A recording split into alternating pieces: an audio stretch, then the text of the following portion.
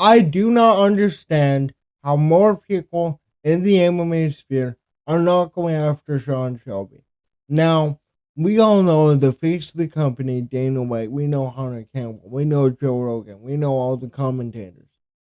Sean Shelby, you guys hear that name after every fight. Every fighter thanks Sean Shelby because he's the matchmaker. He's the one that are putting these fights together. Now, I initially recorded this, but I went on like an hour and a half rant, and I know you guys don't want to sit through that. So, I'm basically gonna try and speed through this video while being a complete lunatic. So, we're gonna start off with Whitaker versus the Ritter. Now, you guys remember Rene the Ritter called out Sean Strickland. I understand this move. They don't want to give RDR the number two contender right out the bat.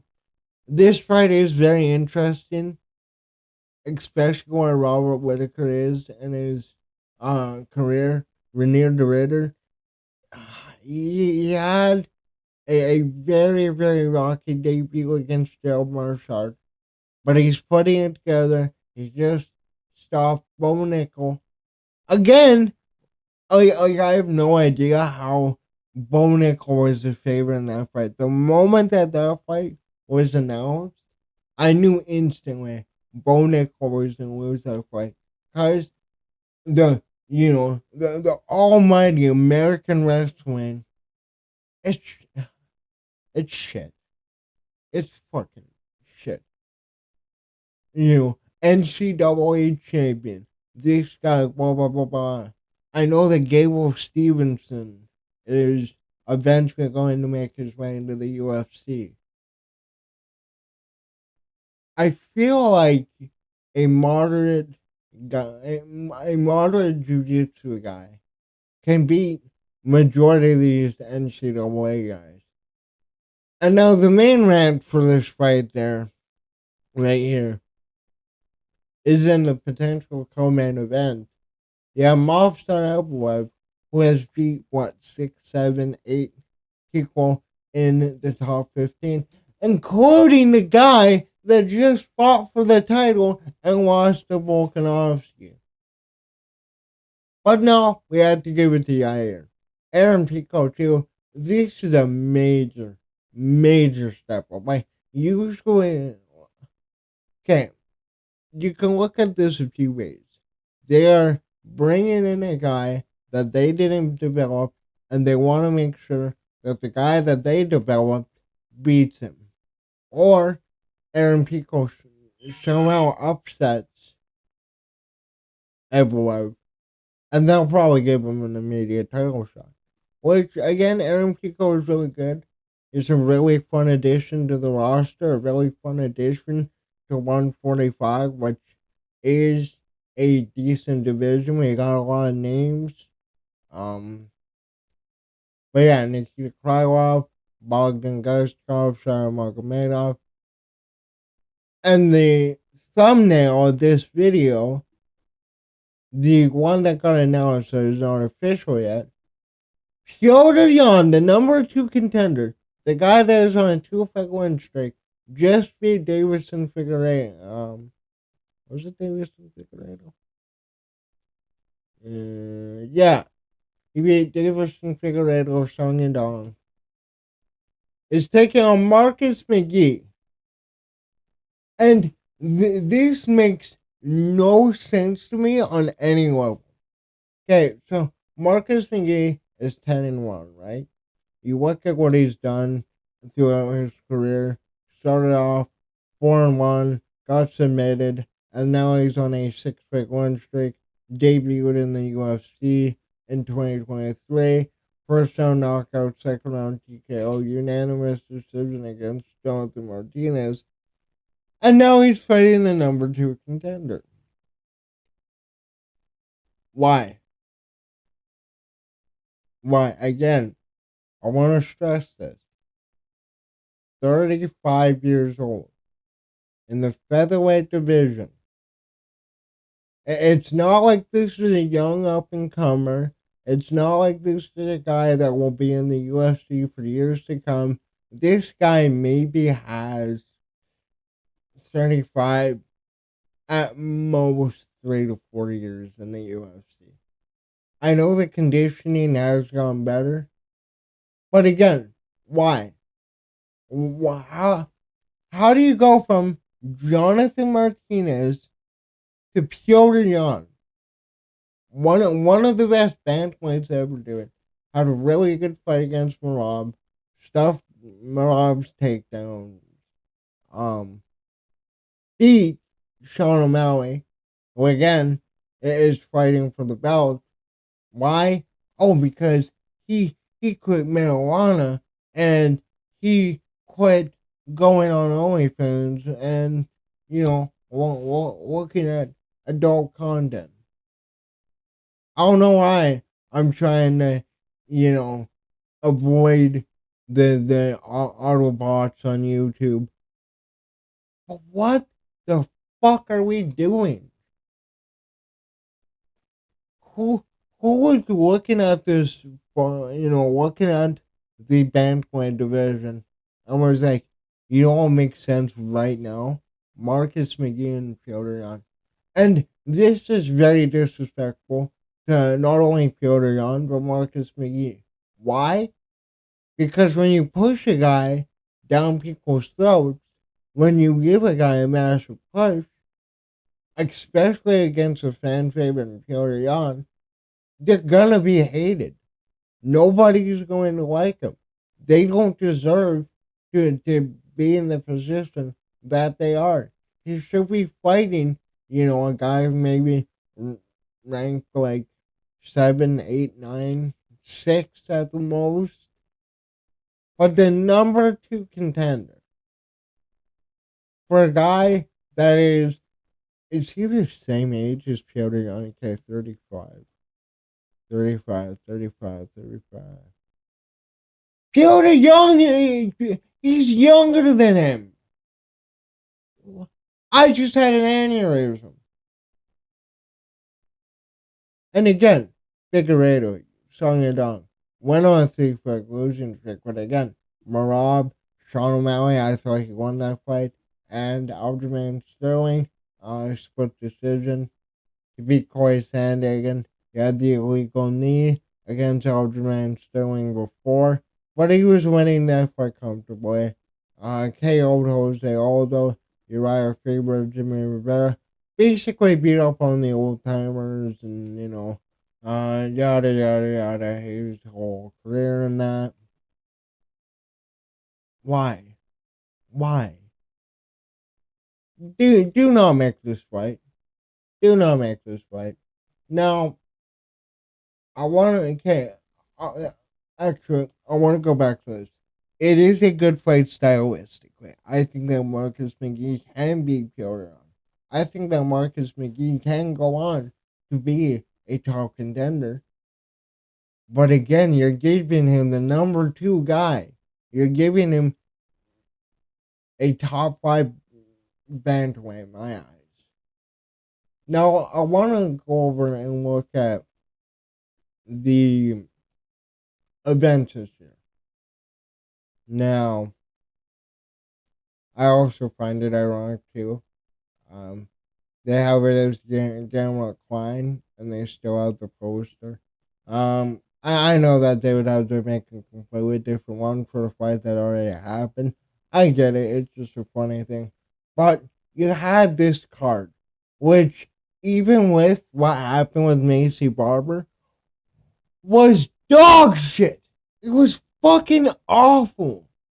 There were maybe Jordan Levitt was a highlight on a UFC card.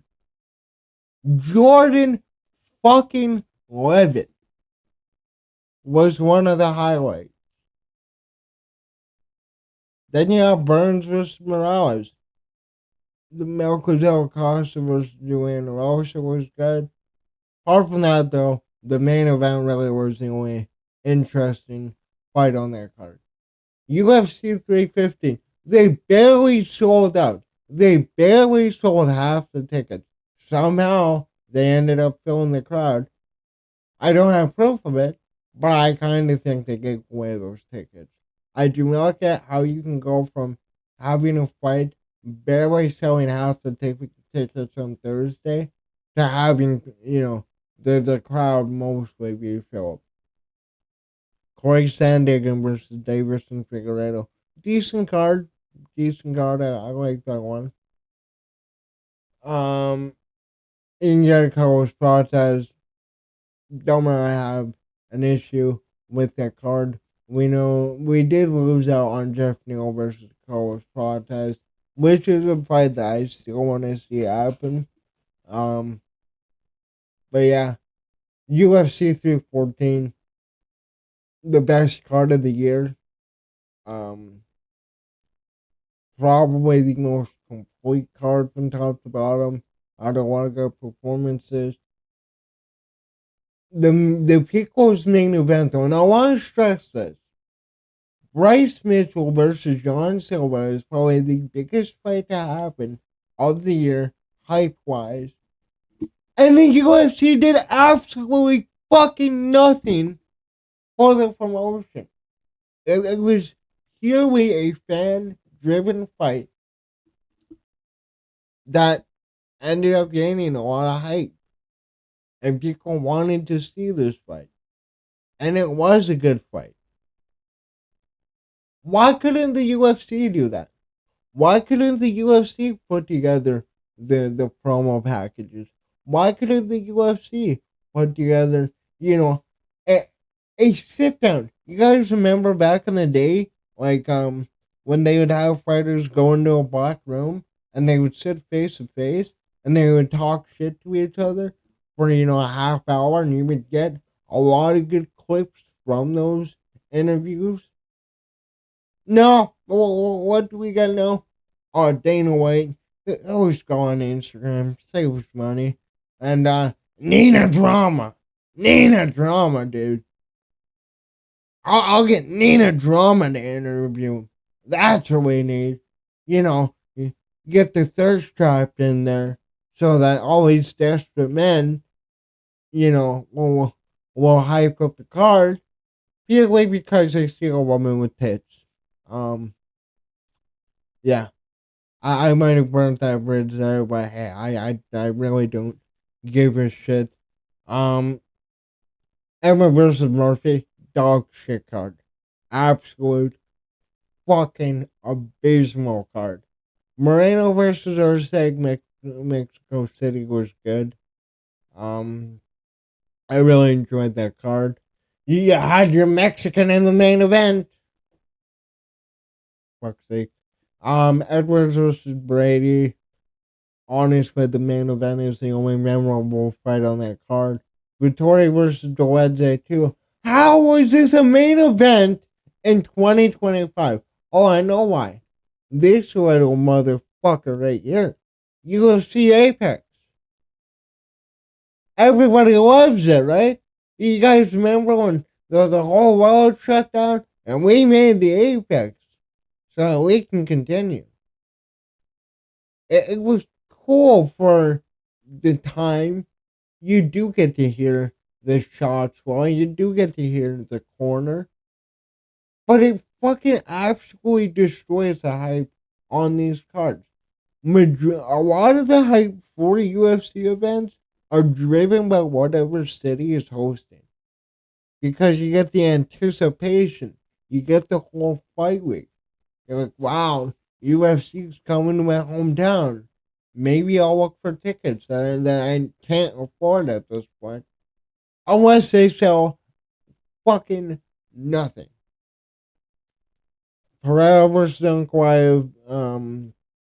Again, yeah, Unquiet fighting in Ramadan. Gaethje versus Fiziev. Honestly, the three fights here: Pereira, Unquiet, Gaethje, Fiziev, Bahamondes, and Rufi fighting. Those were really the main fights I remember. It was a decent card, though. It was. Um, fight, fight name in El Cop, Mabayev. This is supposed to be cop and a Royval, which was supposed to be a contender fight. I do believe both of those guys have already lost to Pantoja. Yeah. Again, we could have moved up Pantoja against Marab and had maybe an interim title and give anybody a shot at being a champion in the flyweight division. The division has only had 3 champions. Or wait, no. Like three dominant champions. Well, you had Cejudo, you had Moreno, you had Figueiredo, and then you had Pantoja. Cejudo versus Song Yadong. Song Yadong beat Henry Cejudo by gouging his eyes out. This was John Jones's wet dream. Like, if John Jones could win a fight that way, dude, he would he'd be defending the heavyweight title every other week. Cannonier versus Rodriguez, shit card. I'm not even gonna talk about it. UFC 312 ended up being a better card than it looked on paper, but still barely any stars. And why do we go to countries when we don't have any stars? Again, foreshadowing the Noche card. Adesanya, Imavov, that was a really fun card. I did enjoy the Saudi card. UFC 311, Makachev, Moicano. We did start off really hot with this pay-per-view. Sucks that Sarukian got injured and we didn't see the rematch. But I mean, you got Islam setting the record for title defenses. You had Yuri knocking out Jamal Hill, Umar Nurmagomedov, and Marab. Marab had one of the greatest performances I've ever seen in my life. I get it, he's not a finisher, but still to do that to Nurmagomedov and the Nurmagomedov name their first loss in, this history of their careers. And we started off with Dern versus Ray Boss too. The most anticipated rematch of all time. Like, if we did not get Dern versus Ray Boss too, the UFC would be beyond cooked. Well, like, I don't know what I would have done if the UFC never booked Amanda Ribas and Mackenzie Dern. Like, that was a must-have fight. In the UFC Apex, man, I'm done. I'm done. This is a decent card, though. We do have a decent card this week. Morale versus Sean would have been better if Sean had a tune-up fight, fought Corey Sandhagen, and worked his way back to the title. But Sean O'Malley is a superstar. He's a superstar. Absolute superstar. Dana White says he's a superstar. Chael Sonnen says he's a superstar. And you need to call him a superstar. Juliana Pena versus Kara Harrison. Honestly, the Pico's main event. Really competitive fight. Kayla Harrison, obviously. I wasn't really impressed by her debut, but I think she's one of the ways we get Amanda Nunes back in the UFC. Women's MMA, ironically, is the highlight during the UFC's downfall. Gastelum versus Piper. You know, I was hard on this fight before. The more I think about it, though, the more I get excited for this. Gastelum, has a granite chin. Piper, knockout artist, is developing a grappling game, training with Sean Strickland. It is an intriguing fight. Mario Batista taking on a debuting Patchy Mix. I've wanted Patchy Mix in the UFC for years. I'm finally glad that, with Don Davis absolutely shitting his pants and collapsing the PFL. I'm glad he's in the UFC now. It was supposed to be Chito Vera fighting Mario Batista. I think this is a much better fight. Again, mixes one of the best grapplers in MMA, and I feel like Mario Batista can't do what he did to Jose Aldo to rob him in his last fight. We're gonna get to Jose Aldo in a sec. You see that tap up there. Vicente Luque versus Kevin Owens. I like this fight. Vicente Luque very chinny. Kevin Owens. Kevin Owens honestly could be a champion if he put enough effort into his career. But I mean, he's a troll, man. Mr. 4570 himself. Bruno Silva versus Josh Van might be my favorite fight on the card. I'm a big Josh Van fan. And that rhymes. 13-2. He's really young too. Has some of the best striking. If he can develop some power, I think that Van absolutely will be on his way to the title very soon. Bruno Silva, he, 4 knockouts in a row, four finishes, I think. And he just got knocked out by Manel Kape in his last fight. Murzakanov versus Riviero, I like this fight. Murzakanov, he has a bit to prove. He's undefeated. He's from Dagestan, I do believe. We'll see with that fight. Spivak versus Cortez. Spivak, one of the best grapplers I've ever seen at heavyweight. And Waldo Cortez Acosta. Acosta is good. He has talent. Which, if you have talent in the heavyweight division, that automatically makes you a top 10 fighter. Spivak is too. Then you have Chaos Williams, Andres Gustafsson. Both of them were supposed to fight last weekend, and uh, their fights fell through. Now, you already know. You already know I'm going back to this. This is the biggest travesty that Sean Shelby and the UFC have done. And it's not just these 4 fights. It's not just these 6 fights. Again, you had a good fight with Alman Zahabi. That third round was incredible. Both of them nearly finished each other. The round ends with Alman Zahabi smashing his head into the canvas. The fucking Mario Batista fight where Mario Batista, this is going to be an all-time classic. This is going to be my best performance ever. Man, dude. Oh, the clinch work. Man, the ability to move against the fence and not strike, not really throw anything. Like, man, I purely watch MMA to see who is the best at holding people against the cage. Fuck Mario Batista. You know, I hope that Mix can collect on that bounty that Guru set on him. Jonathan Martinez, he beat when he came back.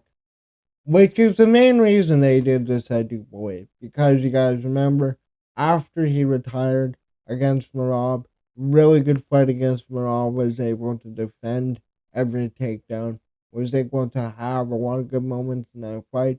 Marab went on to become a champion. That's, not a bad loss to have there. But because he goes over, and go watch my video on all of them. Aldo won a boxing match the week he was inducted in the Hall of Fame. Who does that? Nobody else. And I genuinely think part of it is that, but like he he had a 3-fight winning streak before that. Marlon Vera, Pedro Munoz, Blanc. He did drop his first 2 down at bantamweight to Marlon Moraes and Piotr Jan. The Moraes fight was close. Piotr Jan TKO'd him. He lost to Volkanovski in 2019, Volk went on to be the greatest featherweight of all time, has the belt currently, and is fighting Yair Rodriguez because we need a Mexican fighter for UFC Noche. Um, wait, Renato Carnio, Jeremy Stevens. Yeah, the two TKO losses to Max Holloway back to back after he won back the featherweight belt at UFC 200 against Frankie Edgar.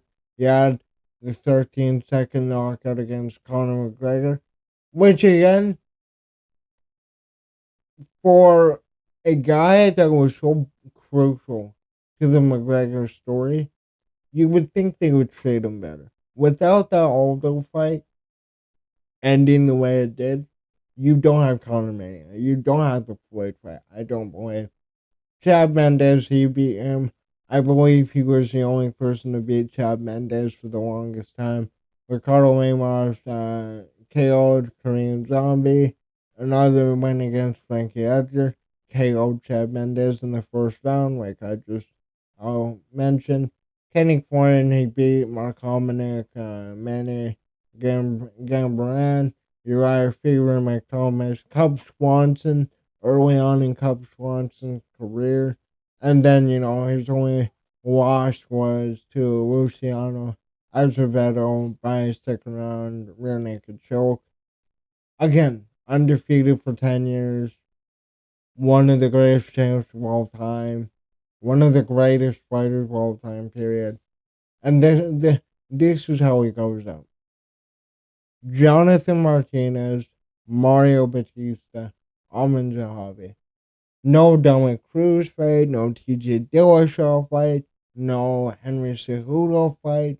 Legacy fights that, if you would have added those names onto his resume, he would have retired, 35 and 8. Had wins against top bantamweights, But no, this is what we get. Thank you, Sean Shelby. Thank you, Sean Shelby. I know that Jose Aldo came out recently and said he had no problem with the matchmaking. I highly doubt that. Like, he did say he wanted to fight the up and comers, but again, he missed out on pay per view points. He missed out on major cards, major super fights that would have made him the UFC and those other fighters that I mentioned a lot of money. And we come back to this. Why? Why? What does Yair Rodriguez have against Dana White in the UFC? Death, taxes, and Yair Rodriguez getting a title shot for no fucking reason. He looked fucking awful in the Pitiful fight. Pitiful looked worse than him, obviously. But he gets a title shot off. Why? Oh, well, we need a Mexican main event for UFC Noche. Like, we're starting to do this big event now for Mexican fans, and we need a Mexican. Diego Lopez versus Yair Rodriguez. Boom. Co-main event. Title eliminator. Movsar Volkanovski main event. Done. You would have sold. You probably. I think that could have sold $500,000. I genuinely think $500K for Volkanovski, Yair Lopez, and then you could throw on, another big fight. I'm not, I can't list them off the top of my head. But no, we get the fights fans want to see. The UFC puts on the fights fans want to see. Who the fuck wants this fight? Who the fuck wants Piotr Jan, the number 2 contender, to fight Marcus McGee? How the fuck There's Hunter Campbell, or not Hunter Campbell, Sean Shelby still have a job. Honestly, I think Hunter Campbell is doing the most out of anybody right now. A lot of the shit that you think Dana White is doing now, Hunter Campbell is the one doing it. And I honestly think it's time to have Hunter Campbell take over. We barely have Dana White at press conferences, and when we do, those press conferences are usually 15 to 18 minutes. Go back and look at was it the UFC 350? I think Anik did 314. Yeah, Anik did 314. But go back, go on the YouTube, the UFC YouTube, when John Anik is hosting the panel. We get a lot of questions. We get a lot of back and forth. John Anik will play into what the fighters are trying to promote, which is what Dana White used to do. Oh, I'm literally dying here because of the UFC match. See, but I don't fucking get it, man. I, I, I really don't. As somebody trying to grow an MMA channel, it's been fucking abysmal in 2025. It really is. And this is a year that I've really kicked into gear. I figured out what I'm doing here on YouTube. But yeah, man. Fire Dana White. For the love of God, fire Sean Shelby at the wings. I get it. Dana White is the face of the company. He should be promoting MMA, but he's too concerned with boxing. Too concerned with boxing. But he got kicked off of the promotion team. And now I think they said, oh, it's because of Guadalajara. I genuinely think it's because he went in there and he just gave the worst ideas of all time. Like, to steal Guru's joke, I genuinely think he actually told them, hey, I can't need a drama to interview him. I genuinely think he said that in one of those meetings. And then when Dana White left that room, they laughed their fucking asses off.